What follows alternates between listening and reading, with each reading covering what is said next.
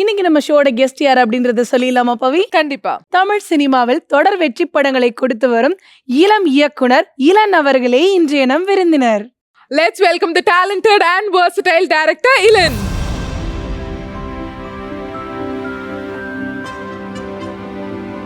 வணக்கம் வணக்கம், எப்படி இருக்கீங்க? சூப்பரா இருக்கேன். நீங்க எப்படி இருக்கீங்க? ரெண்டு பேரும் நாங்களும் சூப்பரா இருக்கோம். ஃபர்ஸ்ட்லி எனக்கு இந்த ஒரு பெரிய டவுட் இருக்கு.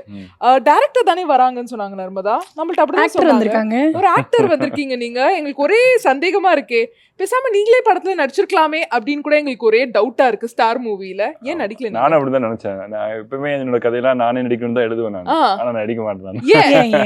ஏன்னா டைரக்ஷன் எனக்கு ரொம்ப பிடிக்கும்.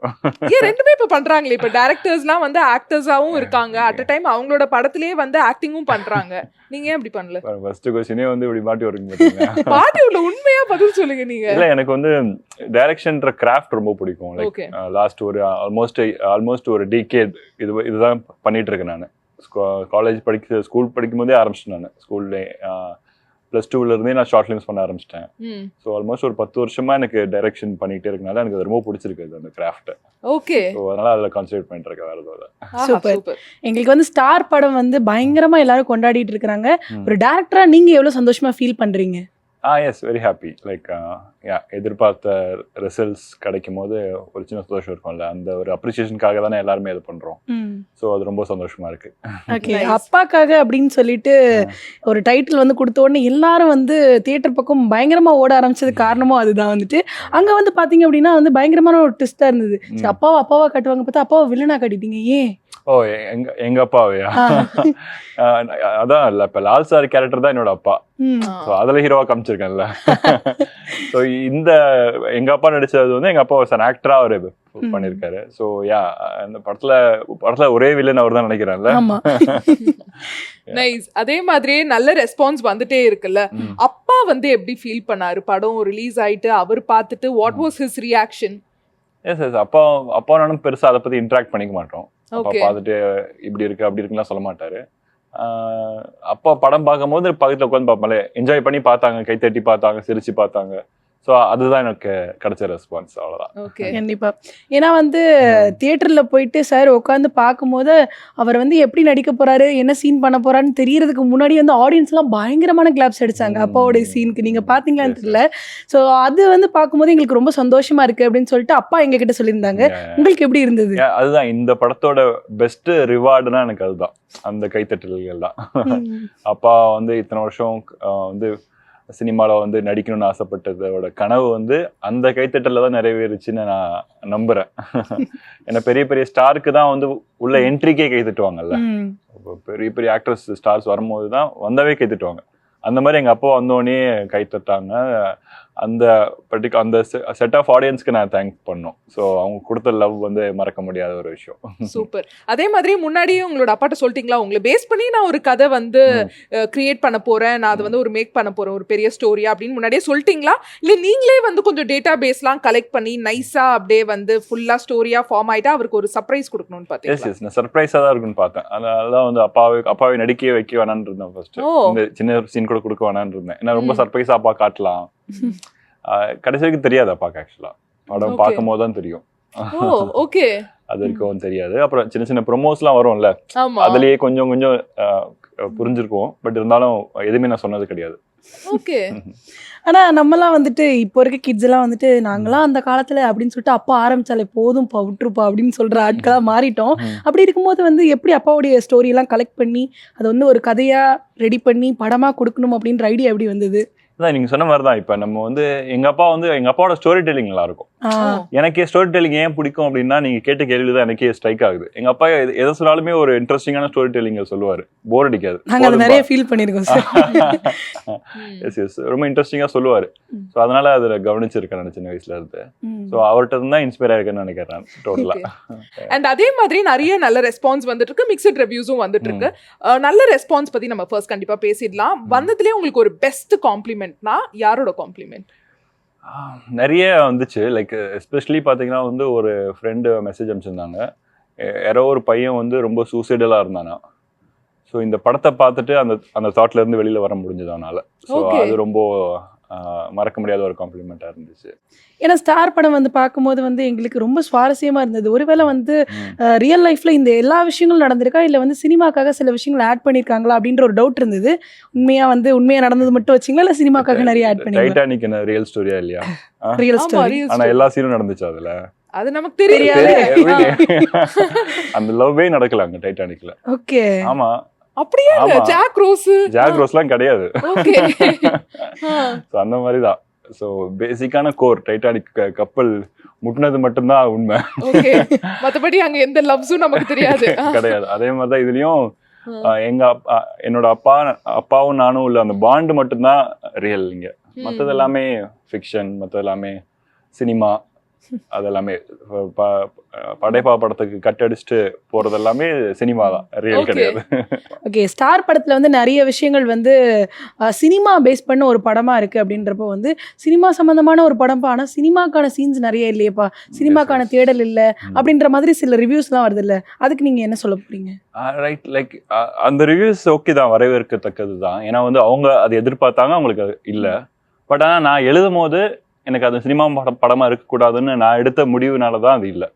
அதனால தெரிஞ்சுதான் அதை பண்ணியிருக்கோம். சினிமா படமா எடுத்திருந்தோம்னா சினிமாவில் இருக்கிறவங்களுக்கு மட்டும்தான் அது புரிஞ்சிருக்கும், கனெக்ட் ஆயிருக்கும். இப்ப சாதாரண மக்களுக்கு கனெக்ட் ஆயிருக்குன்றதுக்கான ரீசன் வந்து நான் இதுதான் பாக்குறேன். நான் எடுத்த அந்த கால் தான் பாக்குறேன் நான். Super sir. அதே மாதிரியே ஸ்டார் மூவி பார்த்துட்டு உங்க கேர்ள் ஃப்ரெண்ட் என்ன சொன்னாங்க? எந்த ஃபர்ஸ்ட் ஹாஃப்ல வரவங்களா செகண்ட் ஹாஃப்ல வரவங்களா? உங்க லைஃப்ல இருக்கிறவங்க. ஃபர்ஸ்ட் ஹாஃப்ல ஒரு கேர்ள் ஃப்ரெண்ட் மாதிரி உங்களுக்கு உங்க லைஃப்லயும் ரெண்டா? நீங்க தான முடிவு பண்ணீங்க எனக்கு. இப்போ கரண்டா யார் இருக்காங்கப்பா? வைஃப் மெட்டீரியலா இருக்காங்களா? யாரா இருக்காங்க? நீங்க தான் சொல்லணும். அண்ணன் கல்யாணம் பண்ணாதான் நான் கல்யாணம் பண்ணுவேன். அது கேர்ள் ஃப்ரெண்ட் இல்லங்க. அண்ணனுக்கு கேர்ள் ஃப்ரெண்ட் வந்தாதான் நான் கேர்ள் ஃப்ரெண்ட். இது என்ன அநியாயமா இருக்கு? இது எங்களுக்குள்ள ஒரு டீலிங்கா? ஆமா, டீலிங். அப்ப எனக்கு புரியல, இவ்ளோ யங்கா இருக்கீங்க, இந்த ஸ்டார் மூவிக்கு அப்புறம் நிறைய ஃபேன்ஸ் வந்திருப்பாங்க, வாவ் வாட் a டைரக்டர் அப்படின்னு சொல்லிட்டு. எஸ் நீங்க இது எஸ் தானே சொல்றது கேளுங்க. எங்க அண்ணன் சிங்கப்பூர்ல இருக்காரு. நீங்க அங்க போய் இன்டர்வியூ பண்ணவர அவர் என்ன பதில் சொல்றாரோ அதுக்கேற்ற மாதிரி தான் பதில் சொல்ல முடியும். இப்ப நான் தப்பா பதில் சொல்லிட்டேன்னா அது எங்க டீலிங்குள்ள மிஸ்டேக் ஆகும். ஒரு ஃபோன் போட்டு கொடுத்தீங்கன்னா நம்மளே கேட்டலாம், எப்பதான் உங்களுக்கு கேர்ள் ஃப்ரெண்ட் செட் ஆகும் சாருக்கு, எப்ப நாங்க வந்து பாக்குறது பண்ண போறீங்களா? Oh my god. ஹலோ, சாப்பிட்டாச்சு. இது ஜெயா டிவி இன்டர்வியூல இருக்கேன். உங்ககிட்ட கொஸ்டின் கேட்கணும்னு சொல்லி இங்க இருக்கிற 2 ஆங்கரும் பேசுறாங்க. ஒரு நிமிஷம். வணக்கம், சொல்லுங்க. வணக்கம் சார், நல்லா இருக்கீங்களா? நான் நல்லா இருக்கேன், நீங்க எப்படி இருக்கீங்க? நல்லா இருக்கும். உங்க கேர்ள் ஃப்ரெண்ட் எப்படி இருக்காங்க? கேர்ள் ஃப்ரெண்ட் இப்போதைக்கு என்னோட கிட்டார் தான் என்னோட கேர்ள் ஃப்ரெண்ட். வேற யாரும் கிட்டாரா? இவர் என்னதான் சினிமா பார்க்கறாரு, நீங்க நான் ஒரு கிட்டார். பியானோ வாங்கியிருக்கேன். எனக்கு பியானோ தான் என்னோட கேர்ள் ஃப்ரெண்ட். அவர் என்ன பதில் சொல்றாரு தெரியுமா? உங்க கேர்ள் ஃப்ரெண்ட் வந்து ஸ்டார் படத்தை பார்த்து என்ன ரியாக்ஷன் கொடுத்தாங்கன்னு கேட்டா, எங்க அண்ணன் தான் சொல்லணும், எங்க அண்ணனுக்கு இன்னும் கேர்ள் ஃப்ரெண்ட் செட் ஆகல, அவருக்கு செட் ஆனாதான் எனக்கு கேர்ள் ஃப்ரெண்டுங்கிறாரு. What is this? அது கரெக்ட் தானே. கியூ ஃபாலோ பண்ணல. கியூ வேற. ஸ்டார் மூவி பார்த்து உங்க ரியாக்ஷன் எப்படி இருந்துச்சு? தம்பி மேல எவ்வளவு ஒரு மரியாதை வந்துச்சு, பெருமையா இருந்துச்சு? ஸ்டார் மூவி ரியாக்ஷன் தான் என்ன, அழுதுட்டே இருந்தது படம் ஃபுல்லா. அதே பெரிய ரியாக்ஷன், எமோஷனல் கனெக்ட் தான் எனக்கு மீன். அந்த நான் மறந்த விஷயங்கள்லாம் இல்ல இன்னும் ஞாபகமா இருந்தது, சந்தோஷமா இருந்தது. Super super. இந்த மாதிரி அண்ணன்லாம் எங்க கிடைக்கிறாங்க கொஞ்சம் சொல்லுங்களேன். என்ன ஒரு சப்போர்ட் சிஸ்டம்ல. Thank you sir. தேங்க்யூ. அது ஏன் வந்து டைரக்டர்ஸ் ஆக்டர்ஸ்லாம் வந்து சாதிக்கணும், பயங்கரமா வந்து ட்ரீம் நோக்கி போறதுனாலே வந்து பர்சனல் லைஃப் வந்து பேலன்ஸ் பண்ண முடிய மாட்டேங்குதா? ஏன் பர்சனல் லைஃபை ஒதுக்கி வச்சிடுறீங்க? இல்ல, கரெக்டான கேள்விதான் அது. அது ஏதோ ஒரு விஷயம் இருக்குன்னு நினைச்சிட்டு அதை நோக்கி ஓடிக்கிட்டு இருக்கோம். ஆக்சுவலா ஒண்ணுமே கிடையாதுங்க. ஓகே. ஸோ அதுதான், அது வந்து புரிய நம்மளுக்கு லைஃப்ல கொஞ்சம் இன்னும் இன்ட்ரெஸ்ட் வரும்னு நினைக்கிறேன். எங்களால வந்து கவனா பார்க்க முடியல. அவ்வளோ ஒரு தத்ரூபமான ஒரு ஆக்டிங். நிஜமாலே என்னடா இவ்வளோ கஷ்டப்படுறானே இந்த பையன், எங்களால வந்து அந்த ஒரு மோட்ல இருந்தே வெளியில வர முடியல தியேட்டருக்கு அப்புறமால இருந்தும். ஸோ இந்த செலெக்ஷன் எப்படி இருந்துச்சு? இந்த செலெக்ஷன் ரொம்ப ஈஸியா இருந்துச்சு. டாடா படம் பார்த்தேன், அந்த சினிமாட்டோகிராஃபர் என் ஃப்ரெண்டு, அவர்கிட்ட ஒரு வாட்டி கேட்டேன், அவரும் கரெக்டா இருக்கும்னாரு. அவ்வளவுதான் இருந்துச்சு, வேற எதுவும் பெருசா இல்லை. Okay, very simple. நீங்க சொன்ன மாதிரி தான், அவர் கண்டிப்பா ஆஸ் அ டைரக்டராகவும் கேட்டீங்கன்னா எனக்கு நானுமே 100 out of 100 கொடுப்பேன். எனக்கு தேவையானது எல்லாமே டெலிவரி பண்ணிட்டாரு. அண்ட் ஆல்சோ இப்போ ஆடியன்ஸ் ரெஸ்பான்ஸ் நீங்களே பார்த்துருப்பீங்க. ஸோ எல்லாருமே அவரை கொண்டாடுறாங்கன்னா அதுக்கான கிரெடிட் கண்டிப்பாக அவருக்கு போகும். கண்டிப்பாக வந்து படம் பார்க்கும்போது எங்களுக்கு வந்து ஒவ்வொரு சீனுமே வந்து மனசுக்குள்ளே நிற்கிற மாதிரியான ஒரு சீன்ஸாக இருந்தது. ஆனால் பர்டிகுலராக இந்த சீன் எடுக்கிறதுக்கு எனக்கு ரொம்ப கஷ்டமாக இருந்தது, ரொம்ப வந்து சேலஞ்சிங்காக இருந்தது அப்படின்ற மாதிரினா எந்த சீன் சொல்வீங்க நீங்கள்? 2 சீன். ஒன்று அந்த mirror sequence and climax execute பண்ணுறது. இது ரெண்டு ரொம்ப சேலஞ்சிங்காக இருந்துச்சு. மிரர் சீக்வன்ஸ் ஏன்னு பார்த்தீங்கன்னா வந்து அது ஒவ்வொரு கெட்டப்லையும் இந்த மாதிரி ஸ்டுடியோவில் தான் செட் போட்டிருந்தோம். ஓகே. அந்த செவுரு மட்டும் செட்டு போட்டிருப்போம்.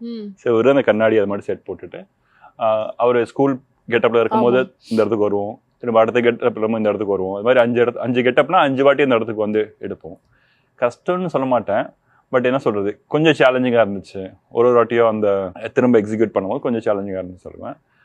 கிளைமேக்ஸ் வந்து ரொம்பவே சேலஞ்சிங்காக இருந்துச்சு. எல்லாருக்கும் டீம் எல்லாருக்குமே வந்து ரொம்ப சாட்டிஸ்ஃபைங்காக இருந்துச்சு அதை எக்ஸிக்யூட் பண்ணுறதுக்கு. அதை பிளான் பண்ணுறதுலேருந்து ரொம்ப சேலஞ்சிங்காக இன்ட்ரெஸ்டிங்காக இருந்துச்சு.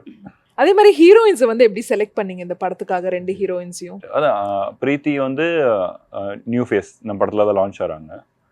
அந்த ஃபர்ஸ்ட் ஹீரோயின் வந்து அந்த காலேஜ் பிரீத்தி முகுந்தன் காலேஜ் ஸ்டூடெண்ட்டாக பண்ணுறதுனால ஒரு யங்காக நியூவாக இருக்கணும்னு தோணுச்சு. ஸோ நான் நிறைய பேரை ஆடிஷன் பண்ண நிறைய பேரை பார்த்தோம். ஸோ அதில் அவங்க ஆடிஷனில் செலக்ட் ஆனாங்க. ஓகே. அதித்தி பவன்கர் வந்து ஆல்ரெடி அவங்க நெட்ஃப்ளிக்ஸில் ஷீல வந்து அவங்க ஆல்ரெடி ப்ரூவ் பண்ண ஆக்டர் தான் அவங்க. அவங்கள ஆஸ் அன் ஆக்டராக ரொம்பவே பிடிக்கும் எனக்கு. ஸோ செகண்ட் இதுக்கு அவங்கள ஆடிஷன் பண்ணல, அப்படியே டேரக்டாக செலக்ட் பண்ணலாம். ஓகே. யுவனுக்கும் உங்களுக்கும் ஒரு பயங்கரமான பாண்ட் இருக்குது அப்படின்றது எங்கள் எல்லாருக்குமே தெரியும். அதனால தான் வந்து புதுப்பேட்டை சாங்கை வந்துட்டு இந்த படத்தில் வைக்கிறதுக்கான காரணமாக இருந்ததா? எஸ், 100%. எனக்கு வந்து ஒரு நாளில் சாங் வந்து எனக்கு ரொம்ப லைஃப் டைமில் பிடிச்ச பெஸ்ட்டு சாங் அதுதான். யுவன்ஸோட பெஸ்ட் சாங்கு, எனக்கு ரொம்ப பிடிச்ச சாங்கு அது மாதிரி ஒரு சாங்னா அது ஒரு நாளில். ஸோ எனக்கு நல்லா ஞாபகம் இருக்குது, சின்ன வயசில் வந்து அந்த கேசட்டில் தான் இருக்கும் நினைக்கிறேன். கேசட்டில் அந்த பாட்டை கேட்டு அதை கேசட் இல்லை, அப்போ வந்து இதெல்லாம் வந்துருச்சு நினைக்கிறேன், ஐபாட் ஷஃபில்லாம் வந்துருச்சு நினைக்கிறேன். ஸோ அப்போ இருந்து அதில் போட்டு அதிலேயே தான் கேட்டுட்டு இருப்பேன் நான். ஸோ அந்த பாட்டை வந்து எனக்கு ரொம்ப நாளாக வந்து அந்த பாட்டுக்கு விஷுவல் கொடுக்கணும்னு ஆசை. இது வந்து சின்ன வயசில் ஒரு ட்ரீம். அது அப்போ நான் டைரக்டர் ஆகணும்லாம் முடிவு பண்ணல, சினிமாவுக்குள்ளே வருவேன்லாம் முடிவு பண்ணல. இந்த பாட்டுக்கு ஏன் விஷுவல் இல்லை அப்படின்றது மட்டும் கொஸ்டினாகவே இருந்துகிட்டே இருந்துச்சு. இப்போ இந்த படம் பண்ணும்போது இப்போ ஒரு ரைட்டராக கதை எழுதும் போது ஒரு சாங் பிளேஸ்மெண்ட்டுக்கு ஏதோ ஒரு சாங் மைண்டில் இருக்கும். இந்த சிச்சுவேஷனுக்கு இந்த மாதிரி ஒரு சாங்னு ஒரு மைண்டில் இருக்கும். எல்லா சாங்குமே வேற ஒரு சாங் மைண்டில் இருக்கும். அது மாதிரி இந்த சிச்சுவேஷனுக்கு எனக்கு ஒரு நாளில் தான் மைண்டில் இருந்துச்சு. ஒரு நாளில் மைண்டில் வச்சு இந்த சீன்ஸ் மாண்டேஜஸ்லாம் எழுதி ஷூட் பண்ணி எடிட்டும் பண்ணிட்டோம். ஒரு நாளில் ரஃபாக வச்சு எடிட்டும் பண்ணிட்டோம். அப்புறமா யுவன் சார் கிட்ட எனக்கு இந்த மாதிரி ஒரு பாட்டு வேணும்னு சொல்லி யுவன் சாரும் ஒரு பாட்டும் போட்டு கொடுத்துட்டார். அதுவும் சூப்பராக இருந்துச்சு. ஸோ ஆனால் கடைசி நேரத்தில் என்ன ஆயிடுச்சுன்னா வந்து படம் பார்க்குறவங்கலாம் வந்து இந்த யுவன் சார் இந்த முடிச்ச பாட்டு எங்களுக்கு இன்னும் கைக்கு வரல. ஸோ ரஃபாக இந்த ஒரு நாள் சாங் வச்சு தான் எல்லாத்தையும் காட்டுறோம். ஓகே. பார்க்குறவங்களாம் இந்த பாட்டு மாற்றாதீங்க, இதே வச்சுக்கோங்க, இதே எப்படிங்க நாங்கள் வைக்கிறது அப்படின்னு. இல்லை முடியும், நீங்கள் ரைட்ஸ் வாங்கி வைங்க. நான் பார்க்குறவங்க கொடுத்த ஐடியா தான் ஆக்சுவலாக. அது வரைக்கும் எங்களுக்கு அந்த ஐடியா இல்லை. அப்புறமா யோசிச்சோம், ரைட்ஸ் வாங்க முடியுமா, ஃபுல் பாட்டெலாம் வைக்க முடியுமானே அப்போ தான் எனக்கு தெரியும். ஏதோ சின்ன சின்ன பெட்டு வைப்பாங்கல்ல, அப்படி இல்லாமல் ஃபுல் பாட்டே வைக்க முடியுன்ற விஷயமே எனக்கு இப்போ தான் தெரியும். அப்புறமா ப்ரொடியூசர்ஸும் ரொம்ப எக்ஸைட் ஆகி அவருமே வந்து ரைட்ஸ் வாங்கி இதை வச்சது அதுக்கான ரெஸ்பான்ஸ் தியேட்டர்ல பயங்கரமா இருந்துச்சு. கான்சர்ட் மாதிரி செலிப்ரேஷன் இருந்துச்சு. கண்டிப்பா. அதே மாதிரி உங்க 2 பேரோட கெமிஸ்ட்ரி வந்து வேற லெவல்ல ஒர்க் அவுட் ஆகுது. யாருன்னு சொல்லுங்க பாப்போம். யுவன் சார் நான். நீங்க கூட ஹீரோயின் சொல்லுவீங்களோன்னு நினைச்சேன். அப்படி 3 பேர் கெமிஸ்ட்ரி. சோ யுவன் சாரோட கெமிஸ்ட்ரி உங்களுக்கு வந்து எப்படி இவ்ளோ சூப்பரா ஒர்க் அவுட் ஆகுது? பியார் பிரேமா காதலா இருந்தாலும் சரி, இந்த படமா இருந்தாலும் சரி, what is that magic spark? அதான் நீங்க கெமிஸ்ட்ரின்னு சொல்லும் போது இப்போ யூஸ்வலா கெமிஸ்ட்ரி வந்து ஒரு பையனும் பொண்ணுக்கும் தான் யூஸ் பண்ணுவோம்ல. ஏன்னா வந்து அபிஷேனும் அந்த மாதிரி நானும் யுவன் சாரும் லைக் அந்த அளவுக்கு ஒரு லவ் இருக்கு என் சைட்ல இருந்தும் சரி, அவர் சைட்ல இருந்தும் சரி. ஆல்ரெடி சொல்லியிருக்கேன், நான் வந்து அதிகமா மிஸ் யூ அப்படின்னு சொன்னா யுவன் சாருக்கு தான் சொல்லியிருக்கேன். மிஸ் யூ சார்னு எப்பயாவது சொல்லுவேன் நான். ஸோ அந்த அளவுக்கு ஒரு அன்பு இருக்கு எங்க 2 பேருக்குள்ள. அது மட்டும் தான் ரீசன், வேற எதுவுமே டெக்னிக்கலா எந்த ரீசனுமே கிடையாது. ஸோ உங்களுக்கும் மியூசிக் டைரக்டர் யுவன் சாருக்கு வந்து ஒரு பாண்ட் இருக்கு அப்படின்றது எங்களுக்கு தெரியும். இருந்தாலும் உங்களோட கெரியருக்கு வந்து உங்களை நம்பி ஒரு பிள்ளையார் சொல்லி போட்டது யுவன் சார். ஸோ அந்த நம்பிக்கை எப்படி வந்தது உங்க மேல? அது வந்து நான் ஆக்டர் கிருஷ்ணா இருக்கார்ல, ஆக்டர் கிருஷ்ணா வந்து என்னோட அதுக்கு முன்னாடி ஒரு படம் பண்ணேன், நான் ரிலீஸ் ஆகல, கிரகணம்னு ஒரு படம் பண்ணேன். ஸோ அந்த படத்துல கிருஷ்ணா தான் ஹீரோ அடிச்சிருந்தாரு. அதுக்கு வந்து ஒரு டெஸ்ட் ஷூட் பண்ணியிருந்தோம் அந்த படத்துக்கு. ஸோ ஒரு சிங்கிள் நைட்டில் ஒரு 2 மினிட்ஸ்க்கு ஒரு ட்ரெய்லர் மாதிரி பண்ணியிருந்தோம். நிறைய லொக்கேஷன்ஸ், நிறைய வேரியேஷன்ஸோடு பண்ணியிருந்தோம். ஸோ அதை போய் யுவன் சார்கிட்ட கிருஷ்ணா காமிச்சோன்னா அவர் யுவன் சார் நம்பவே இல்லை, எப்படி இது ஒரு நைட்லன்னு சொல்கிறீங்க, இவ்வளோ எடுத்துருக்கீங்க அப்படின்னு கேட்டாராம். இல்லை எக்ஸிக்யூட் பண்ணாங்க, இந்த டீம் தான் பண்ணாங்க, இல்லைன்னு தான் டேரக்டர்னு அவர் சொல்லியிருக்கார். ஸோ அது யுவன் சார் மைண்டில் இருந்திருக்கு. அப்புறமா லேட்டராக அவர் படம் பண்ணணும்னு ப்ரொடியூஸ் பண்ணணும்னு முடிவு எடுத்தப்ப அவர் எனக்கு அந்த ட்ரெய்லர் அவருக்கு ஞாபகம் வந்திருக்கு. ஸோ அந்த பையன் என்ன பண்ணுறான்னு கேளுங்க அப்படின்னு சொல்லி கேட்க சொல்லியிருக்காரு. ஸோ அப்படி தான் நான் போய் பார்க்குறேன் அவரை.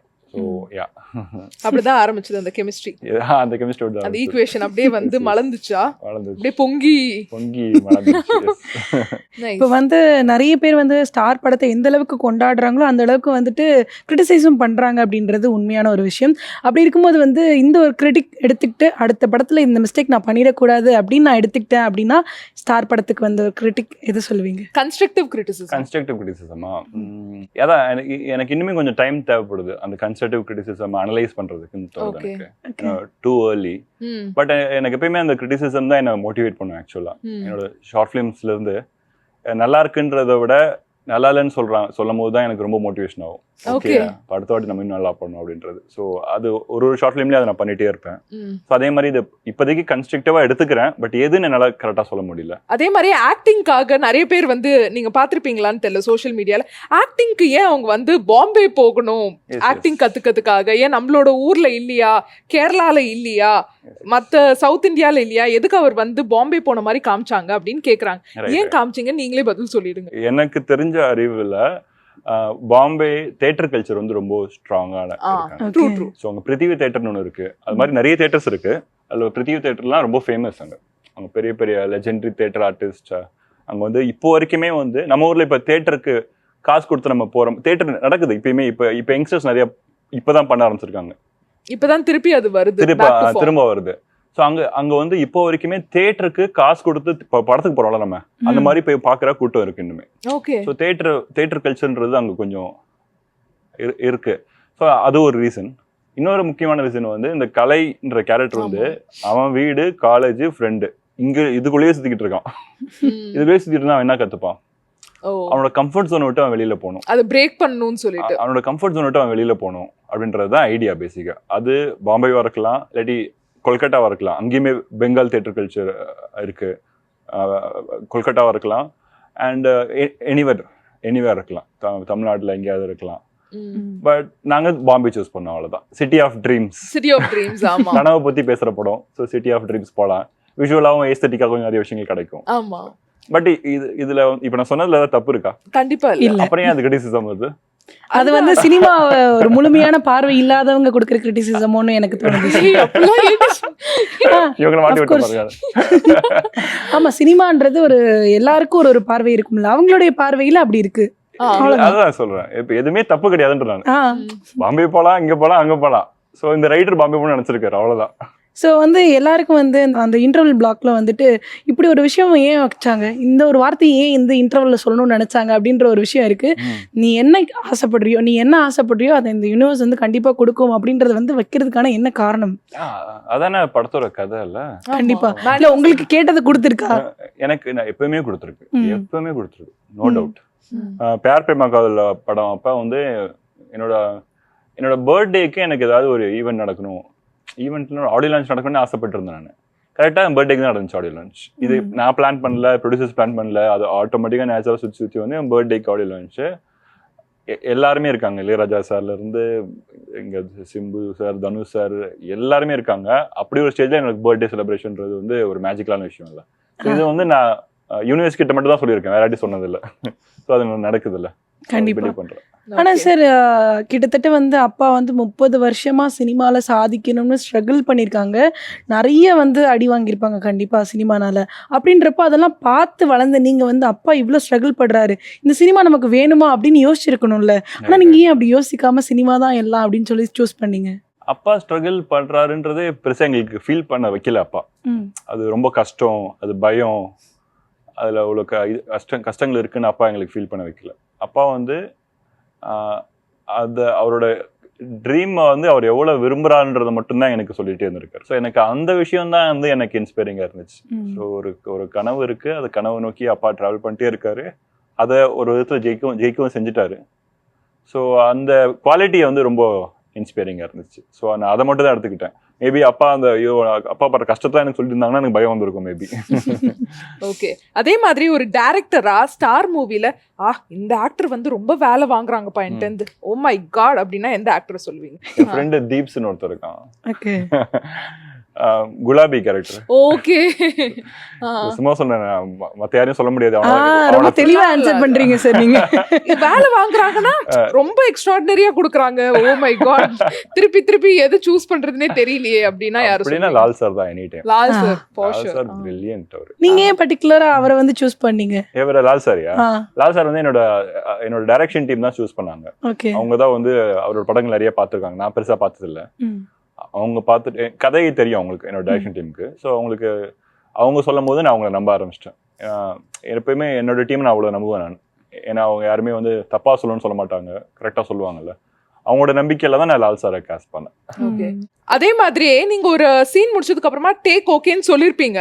ஆனா அந்த ஆக்டர் இல்ல ஒன்ஸ் மோர் போலாம், இல்ல திருப்பி போலாம் அப்படின்னு வந்து இன்னொரு ஆக்டிங், ஒரு எப்படி சொல்றது, ஆக்டிங்காகவே நான் வந்து இல்ல திருப்பி நான் ஒன்ஸ் மோர் பண்றேன், இன்னும் பெட்டரா நான் பெர்ஃபார்ம் பண்றேன்னு ஏதாவது ஒரு ஆர்டிஸ்ட் சொல்லிருப்பாங்களா? யார் அந்த? இந்த படத்துல வந்து அதித்தி. ஓகே. அவங்க வந்து லாங்குவேஜ்னால அவங்களுக்கு லாங்குவேஜ் தமிழ் தெரியாது சுத்தமா. ஸோ அதனால வந்து அவங்களுக்கு வந்து அவங்க நல்லா பண்ணியிருந்தாலுமே இன்னொரு வாட்டி போறேன்னு ரொம்ப எஃபர்ட் போட்டு பண்ணி கொடுத்தாங்க. அப்போ உங்களுக்கு கோவம் வருமா? இல்ல ஓகே தான் அப்படி? இல்ல எனக்கு ஆர்டிஸ்ட் அப்படி கேட்டாங்க சந்தோஷமா இருக்கும் எனக்கு. ஓகே. எஸ் லைக் ஏன்னா நான் as a டிரெக்டரா என்னோட ஜட்ஜ்மெண்ட்ல நான் டேக் ஓகே பண்ணாலும் ஆர்டிஸ்ட்க்கு வந்து இல்லை நான் ஒன் மோர் போறேன்னு சொன்னாங்கன்னா நான் வந்து அவங்கள தான் நம்புவேன். ஏன்னா வந்து ஒரு ஆக்டருக்கு தான் தெரியும், நம்ம என்னதான் வெளில இருந்து பார்த்தாலுமே ஒரு ஆக்டருக்கு தான் தெரியும் 100% பண்ணிட்டுமா இல்லைன்றது அவங்களுக்கு தான் தெரியும். ஸோ அவங்க ஒன் மோர் கேட்குறாங்கன்னா ஹாப்பியாக ஒன் மோர் கொடுப்பேன். ஓகே. ஸோ அதே மாதிரி வந்து நாங்கள் யாருமே எதிர்பார்க்கல. நீங்களே வந்து முன்னாடியே படத்துக்கு ரிலீஸ்க்கு முன்னாடியே சொல்லிட்டீங்க, நீங்கள் வந்து சுவாரஸ்யமான சில விஷயங்களை வந்து படத்தில் பார்த்துருப்பீங்க, அது யாருக்கிட்டையும் சொல்லாதீங்க, அந்த சுவாரஸ்யத்தை உடைச்சிடாதீங்க அப்படின்னு சொல்லிட்டு. ஸோ அந்த மாதிரியான ஒரு விஷயம் வந்து நாங்கள் வந்து என்னவா இருக்கும்னு யோசிச்சுட்டு இருக்கும்போது வெற்றிமாறன் சார். ஸோ எப்படி வந்து வெற்றிமாறன் சார் இந்த கதைக்குள்ளே எடுத்துகிட்டு வரணும்னு உங்களுக்கு தோணுச்சு? ரைட். ஸோ அதுக்கு முன்னாடி அந்த சர்ப்ரைசஸ் இருக்குல்ல, அந்த 3 சர்ப்ரைசஸ் வந்து நான் அதான் ட்வீட் மட்டும் தான் போட்டிருந்தேன். ஒரு சின்ன ப்ளசன்ட் சர்ப்ரைஸ் தான் அது. ஒன்னே அப்படியே என்ன சொல்றது, த்ரில்லரு அப்படிலாம் அதுவுமே கிடையாது. பட் இருந்தாலும் அந்த ப்ளசன்ட் சர்ப்ரைஸ் ஆடியன்ஸுக்கு போகணுன்றது தான் நான் விருப்பப்பட்டேன். நான் எஸ்பெஷலி அந்த 3 சர்ப்ரைஸ் என்னன்னு இப்போ ஆல்மோஸ்ட் எல்லாருக்கும் தெரிஞ்சிருக்கும். அட்லீஸ்ட் நான் என்னன்றதை கிளாரிஃபை கூட பண்ணிடுறேன் நான். ஒரு நாளில் song, Vetrimaaran sir climax. So ஆப்வியஸா இந்த 3க்கும் தியேட்டர்ல கிடைச்ச ரெஸ்பான்ஸ் வந்து பயங்கரமா இருந்துச்சு. இதை நம்ம ரிவீல் பண்ணிட்டோம்னா அந்த ஒரு ஃபீல் இருக்காதுன்றதுக்காக மட்டும் தான் அதை நான் சொன்னேன். நான் எஸ்பெஷலி வெற்றிமாறன் சார் வந்து நான் வந்து கதை எழுதும் போதே வந்து எனக்கு அவர் தான் சொல்லி எழுதியாச்சு. ஏன்னா வந்து இந்த படத்தை பொறுத்த வரைக்கும் வந்து இந்த படத்தோட கிளைமேக்ஸ் வந்து வெற்றிமாறன் சார் வந்து அதெல்லாம் ஒண்ணுமே இல்லை, அவன் வர சொல்லுன்றது தான். அதை வந்து யார் சொன்னா கன்வின்சிங்கா இருக்கும் அப்படின்ற பட்சத்துல கண்டிப்பா இப்ப இந்த ஜெனரேஷனுக்கு அது வெற்றிமாறன் சார் தான். ஸோ அதனால அவர் எழுதிட்டான் அவர் பேரை. அவர் பண்ணுவார். நீங்க கேட்டீங்கல்ல யூனிவர்ஸ் வந்து சப்போர்ட் பண்ணுவான்னு, இதெல்லாம் யூனிவர்ஸ் பண்ணதுதான். எப்படின்னு சொல்றேன் பாருங்களேன், நான் வெற்றிமாறன் சார் எனக்கு பர்சனலா தெரியாது, பட் அவர் வேணும்னு நான் எழுதியிருக்கேன். நான் படம் பண்ணும்போது அவர் எப்படி உள்ள வருவாருன்றது ஒரு விஷயம் இருக்கு. கரெக்டா அந்த நேரத்துல கவின் ஒருத்தர் என் படத்தில் நடிக்கிறாரு. கவின் அதே நேரத்தில் வெற்றிமாறன் சார் ப்ரொடக்ஷன் நடிக்கிறாரு. ஸோ இதெல்லாம் வந்து ஒரு மேஜிக்லாம் அலைனார விஷயங்கள், நம்ம எதுவுமே பிளான் கிடையாது. ஸோ இப்போ அவர் நடிக்கும் போது அவரால் வெற்றிமாறன் சார்கிட்ட நம்ம படத்தோட ட்ரெய்லர் காட்ட முடியுது. ட்ரெய்லரை பார்த்துட்டு அவர் பண்ணுறன்னு ஒத்துக்கிறார். ஒருவேளை கவின் அந்த ப்ரொடக்ஷனில் நடிக்காட்டி இதை என்ன எப்படி ரீச் பண்ணியிருக்க முடியுமான்றது எனக்கு தெரியல. ஸோ இதெல்லாமே ஒரு மேஜிக்காக தான் நான் பார்க்குறேன். And also is very sweet. ரொம்ப என்ன சொல்கிறது, ரொம்ப லவ்விங்காக கூப்பிட்டு உட்கார வச்சு ரொம்ப நேரம் எங்கிட்ட பேசி அது அழகா பண்ணி கொடுத்தாரு அவரு. ஏன்னா வந்து நாங்கள் படம் பார்க்கும்போது கிளைமேக்ஸ் எல்லாருமே வந்து ஏற்றுக்கிற மாதிரியான ஒரு கிளைமேக்ஸ் இருந்தது. எப்பவுமே ஒரு டேரக்டர் வந்து ஸ்டோரி எழுதிட்டார் அப்படின்னு நீங்கள் வந்து முன்னாடி சொன்னீங்க, அப்பாவோட கதையை பேஸ் பண்ணி எடுத்திருக்கேன் அப்படின்னு. அப்படிங்கிறப்போ வந்து இந்த கிளைமேக்ஸ் அப்படின்றது வந்து சில பேருக்கு வந்து படம் முழுக்க எழுதிட்டா கூட அந்த கிளைமேக்ஸ் என்ன வைக்கலாம்னு யோசனையாகவே இருக்கும். உங்களுக்கு அந்த மாதிரி யோசனையாக இருந்ததா இல்லை டக்குன்னு எழுதி முடிச்சிட்டீங்க? இல்லை, எனக்கும் அந்த யோசனையில தான் இருந்தேன். ரொம்ப ஃபர்ஸ்ட் வேற ஒரு கிளைமேக்ஸ் இருந்துச்சு, பட் அது கன்வின்சிங்காக இல்லை. ஸோ வேற ஒரு இன்னொரு கிளைமேக்ஸ் தேவைப்பட்டு இருந்துச்சு. ரொம்ப நாள் வெயிட் பண்ணிட்டு இருந்தேன். ரொம்ப நாளுக்கு அப்புறம் இந்த ஐடியா கிடச்சிது. இந்த ஐடியா கிடச்சோன்னா எனக்கு எக்ஸைட் ஆயிடுச்சு. ஸோ இதுதான் நம்ம கிளைமேக்ஸு, படத்தை இப்போ கண்டிப்பாக படத்தை எடுத்தே ஆகணுன்ற ஒரு மோட்டிவேஷன் வந்து அந்த கிளைமேக்ஸ் தான் எனக்கு கொடுத்துச்சு. பியார் பிரேமா காதல் வந்து எனக்கு என்னமோ தோணுது உங்களோட லைஃப் இன்சிடென்ட் பேஸ் பண்ண ஒரு கதையா இருக்குமோ அப்படின்னு சொல்லி. கல்யாணத்தை தவிர அதுவும் வந்து சேரமாட்டாங்கன்னு நினைப்போம், திடீர்னு சில பல வருஷங்கள் கழிச்சு சேர்ந்துட்டாங்க அப்படிங்கிற மாதிரி காமிச்சிருப்பீங்க.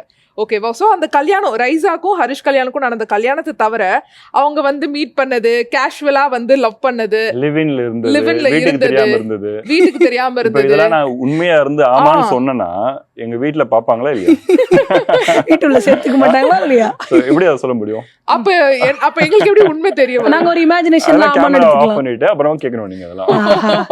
அப்பனா அவங்க என்ன சொல்ல வராங்கன்னா, இருந்திருக்கலாம் அப்படின்னு சொல்றாங்க. அந்த பியார் பிரேமா இல்லாமலும் காதல்ல வந்து- இருந்திருக்கலாம். பேர் பேமாக்கால் அந்த பொண்ணு ஒரு பொண்ணு, இந்த படத்துல ரெண்டு 2 பொண்ணு 3 லவ், இதே 3 லவ் ஆயிடுச்சு. 3 லவ். இல்ல எனக்கு என்னமோ ரைசா கேரக்டர் நிஜமாலே உங்க லைஃப்லயும் ஒரு கேரக்டர் இருந்திருப்பாங்களா அப்படின்னு தோணுது. ஏன்னா அந்த மாதிரி ஒரு சர்ப்ரைஸ் எல்லாம் வந்துட்டு நம்ம இமேஜினேஷன் பண்ணும்போது வராது. எங்கேயாவது பார்த்துருந்தா தான் அந்த மாதிரி சர்ப்ரைஸ்லாம் பண்ணுறதுக்கு தோணும். ஸோ அந்த சர்ப்ரைஸ் நீங்கள் யாருக்காவது பண்ணியிருக்கீங்களா? பிறந்த ஹாஸ்பிட்டல் பர்த்டே சர்ப்ரைஸ். ஆமா. சூப்பரா இருந்துச்சு அந்த சீன். சீரியஸா? அதெல்லாம் வந்து ஓ மை காட் எனக்கும் இந்த மாதிரி ஒரு நடக்கலையே. boyfriend கிடைக்கலையே அப்படின்லாம் ஃபீல் பண்ணாங்க. இல்ல நிறைய பேர் நீங்க சொன்னது கரெக்ட் தான். நான் இது வேணா ரிவீல் பண்றேன் நானு. பட் நீங்க எதிர்பார்க்காத சர்ப்ரைஸ்லாம் இருக்காது. எனக்கு தெரிஞ்ச ஒரு பொண்ணு வந்து பர்த்டே என்னைக்குன்னு தெரியாது அப்படின்னு சொல்லிச்சு. அந்த பொண்ணு பர்த்டே எனக்கு எப்பனே தெரியாது, இப்போ நான் பிறந்த ஹாஸ்பிட்டல்ல தான் போய் விசாரிக்கணும்னு சொல்லிச்சு. ஸோ அது என் மைண்ட்ல இருந்துச்சு. ஓகே. ஸோ அது வந்து இங்க வச்சிருப்போம், அவ்வளவுதான். ஓகே. ரியல் லைஃப்லயே அந்த பொண்ணு கண்டுபிடிச்சு ஏதாவது சர்ப்ரைஸ் பண்ணீங்களா? அதெல்லாம் பண்றோம் நம்ம. அதுதான் டைம் இல்லைங்க, கதைக்கு தான். அதே மாதிரி அந்த பியார் பிரேமா காதல்ல வந்து ஹரிஷ் கல்யாண் கேரக்டர் வந்து ஒன்னும் தெரியாத ஒரு இன்னசென்ட்டா தான் ஃபர்ஸ்ட் காமிச்சிருப்பீங்க. நிஜமாலே லவ் தான் அப்படிங்கிற மாதிரி ஒரு தாட்ல அவர் இருப்பாரு. இவங்களோட மைண்ட் செட் அவருக்கு புரிஞ்சிருக்காது ஸ்டார்டிங்ல. ஸோ நீங்களும் ரியல் லைஃப்ல அந்த மாதிரி ஒரு கேரக்டரா, ரொம்ப இன்னசென்ட்டான கேரக்டர், ஒரு பொண்ணு வந்து நம்மள்ட்ட பேசினாலே லவ் தான்ப்பா. எல்லா பசங்களும் அந்த கேரக்டர் தான். ஒரு அட்லீஸ்ட் ஒரு பர்டிகுலர் பீரியட் ஆஃப் டைம், ரொம்ப ஏர்லி ஸ்டேஜஸ்ல அப்படிதான் இருப்போம். நானும் அப்படிதான் இருந்தேன். ரொம்ப நெய்வா, ஆமா பொண்ணு பார்த்தாவே நம்ம லவ் பண்ணுதுன்ற மாதிரி தான் இருந்தேன் ஒரு வயசுல. இப்ப அப்படி இல்ல. இப்ப தெளிவாயிட்டீங்களா? சூப்பர். ஸோ உங்களுடைய ஒவ்வொரு படத்துக்கும் இடையில வந்து ஒரு கேப் எடுத்துக்கிறீங்களா? அந்த கேப் நீங்களா எடுத்துக்கிற கேப்பா இல்ல யூனிவர்ஸா கொடுக்குற கேப்பா? சூப்பரா சொன்னீங்க. யூனிவர்ஸா கொடுக்குற கேப். அப்படியா? யூனிவர்ஸ்க்கு தான் வந்து அந்த கேப்பை நம்மளுக்கு கொடுக்குது. அது நம்ம அந்த அண்டர்ஸ்டாண்டிங் மட்டும் நம்மகிட்ட இருந்துச்சுன்னா அது பெரிய கேப்பா ஃபீல் ஆகாது. கண்டிப்பா. ஸோ அது ஏன்னா வந்து அந்த கேப்பு தான் நம்மளுக்கு லேர்னிங். அந்த கேப் நடக்கிற லைஃப் நடக்கிற விஷயங்கள் தான் நம்ம மெருகேத்திக்க உதவுது. ஸோ ஆப்வியஸா அது யூனிவர்ஸ் கொடுத்த கேப் தான். ஓகே. அதே மாதிரியே அடுத்த படத்துக்கு வந்து கதை ரெடி ஆயிடுச்சா, ரெடி ஆயிக்கிட்டே இருக்கா, இல்ல ரெடி ஆகணுமா? ரெடி ஆயிடுச்சுன்னா யார்கிட்ட சொல்ல போறீங்க? யார் உங்க மைண்ட்ல இருக்காங்க? என்ன ஆல்ரெடி ஒரு 2-3 கதை ரெடி ஆயிடுச்சு. ஓ, அது ரெடியா இருக்கு. பட் அப்புறம் 2-3 ஐடியாஸ் ரெடி ஆகிட்டு இருக்கு. ஸோ இதுல எது அடுத்ததுன்றது யூனிவர்ஸ் தான் சொல்லணும். யூனிவர்ஸ் தான் சொல்லுமா? என்ன ஜானரால இருக்கும் அது? இப்போ சொன்ன 4-5 கதையுமே ஒவ்வொரு ஜானர் தான். ஸோ நிறைய ஜானர்ஸ் எக்ஸ்ப்ளோர் பண்ணணும்னு ஆசை எனக்கு. ஓகே. ஸோ எல்லா ஜானர்லயுமே இருக்கு. ஒரு ஆக்ஷன் இருக்கு, ஒரு சூப்பர் ஹீரோ இருக்கு, ஒரு இது இருக்கு, பீரியட் டிராமா இருக்கு. ஓ சூப்பர். அது மாதிரி எல்லாமே இருக்கு ஆக்சுவலா. எல்லாம் சேர்ந்த கலவைகள். எல்லாம் வேற கதை ரூம்ல வச்சிருப்பீங்க ஒரு டேபிள், அந்த மாதிரி எல்லாத்தையும் சேர்த்து அந்த மாதிரி. எங்களுக்கு இந்த ஒரு கொஸ்டின் கேட்கணும்னு ஆசைப்பட்டோம் சார். நீங்க எப்படிப்பட்ட ஒரு டேரக்டர்? ஏன்னா வந்து இப்போ வந்து நிறைய டேரக்டர்ஸ் வந்து சோஷியல் மீடியாவில் இருக்கக்கூடிய ஒரு செலிபிரிட்டிஸ்லாம் பார்த்து ஓகே இவங்களை வந்து நம்ம படத்தில் வச்சிடலாம் அப்படின்ற மாதிரி சூஸ் பண்ணுறதை நம்ம நிறைய பார்க்குறோம். அப்படின்றப்போ நீங்கள் வந்து ஆக்டிங் கிளாஸ் மஸ்ட்டு, ஆக்டிங் படிச்சிருக்கணும் அப்படின்னு நினைக்கிற மாதிரியான ஒரு டேரக்டரா? அப்படி கிடையாது. இப்போ நடிச்சிருந்தா கற்றுக்கிட்டா ஓகே தான். அட்லீஸ்ட் கற்றுக்கணுன்ற ஆர்வம் இருந்தா கூட ஓகே தான். கண்டிப்பா. ஃபார் எக்ஸாம்பிள் பிரீத்தி முகுந்தன் வந்து ரொம்ப நியூ கமர் தான். பட் அவங்களுக்கு அந்த இன்ட்ரெஸ்ட் இருந்துச்சு. ஸோ ஒரு 1 வீக் ஒர்க் ஷாப் பண்ணோம். அதில் வந்து அவங்க கோஆப்ரேட் பண்ணி லேர்னிங் நிறைய கற்றுக்கிட்டாங்க. ஸோ அந்த இன்ட்ரெஸ்ட் இருந்தால் கூட சூப்பர் தான். நைஸ். எனிவே வந்து ரொம்ப கேஷுவலாக அழகாக நாங்கள் கேட்ட கேள்விகளுக்கெல்லாம் பதில் சொன்னீங்க. உங்களோட கமிங் ப்ராஜெக்ட்ஸ் எல்லாமே வந்து சூப்பர் டூப்பர் ஹிட் ஆகணும். ஜெயா டிவி சார்பாக நாங்கள் வாழ்த்துறோம். Thank you for coming. Thank you. Thank you.